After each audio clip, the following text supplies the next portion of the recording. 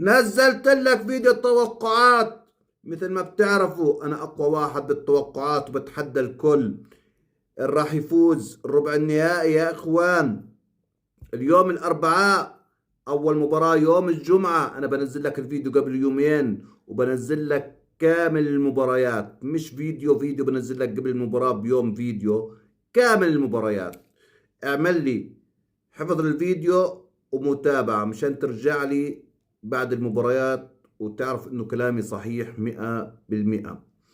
السنغال مالي، السنغال، المغرب، الكاميرون.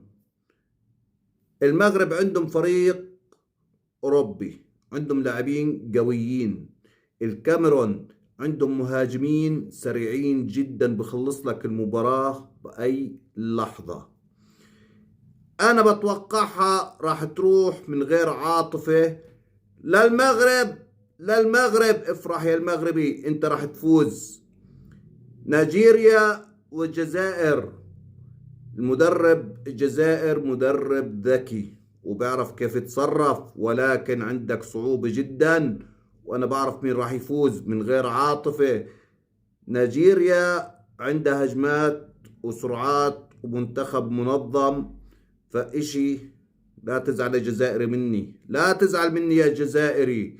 إشي طبيعي الجزائري راح يفوز، إشي طبيعي يا حبيبي، الجزائر بتفوز. ساحل العاج ومصر. ساحل العاج كل المحللين بتوقعوا ساحل العاج. ساحل العاج ركز، منتخب ساحل العاج مرعب، ولكن مصر راح تفوز. مصر راح تفوز. احفظوا الفيديو واعمل لي متابعة وربي يسعد الجميع.